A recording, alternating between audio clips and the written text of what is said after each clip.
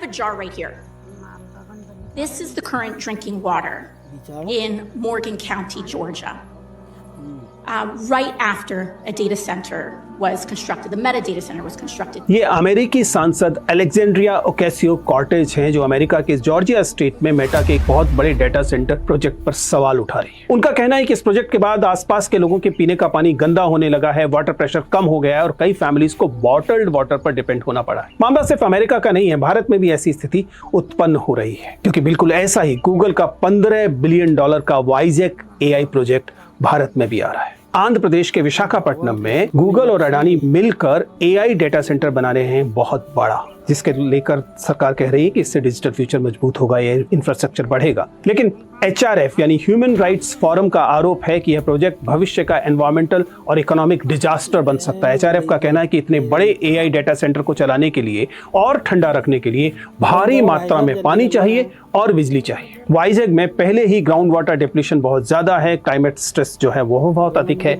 और water scarcity पहले से है। अब ऐसे में ये डर केवल हाइपोथेटिकल नहीं है। अमेरिका का ये जॉर्जिया स्टेट वाला जो मेटा डेटा सेंटर का सवाल है, हम लोगों ने उठाया ही। क्या भारत भी उसी दिशा में जा रहा है? इतने सेंसिटिव कोस्टल रीजन में इतना बड़ा एआई इंफ्रास्ट्रक्चर सस्टेनेबल है भी या नहीं? रिपोर्ट्स कहती है कि प्रोजेक्ट एरिया में हिल कटिंग शुरू हो गई है, इकोनॉमिक डैमेज की आशंका बढ़ रही है। यानी एआई हब बनाने के लिए नेचर को, प्रकृति को कीमत चुकानी पड़ रही है। स्वाभाविक है कि सरकार कहेगी कि प्रोजेक्ट से जॉब्स आएंगी, इकोनॉमी बूस्ट होगी, लेकिन HRF का जो दावा है कि डेटा सेंटर्स जो है वो हाईली ऑटोमेटेड होते हैं, बहुत नौकरियां मिलती नहीं है किसी डेटा सेंटर से। कंस्ट्रक्शन फेज में जरूर मजदूर चाहिए होंगे क्योंकि कंस्ट्रक्शन करनी है, लेकिन डेटा सेंटर को चलाने के लिए बहुत ज्यादा मैन पावर की जरूरत नहीं पड़ती। और मामला केवल एनवायरमेंट तक सीमित नहीं है। HRF ने गूगल के प्रोजेक्ट निम्बस और इजराइल मिलिट्री कॉन्ट्रैक्ट्स का जिक्र करते हुए ये आरोप भी लगाया है कि गूगल की टेक्नोलॉजी जो है उसका इस्तेमाल गाजा में पैलेस्टाइन के नरसंहार में इस्तेमाल हुआ, सर्विलेंस सिस्टम का इस्तेमाल वहीं हुआ और अडानी ग्रुप के इजराइल डिफेंस कनेक्शन पर भी सवाल उठाए गए।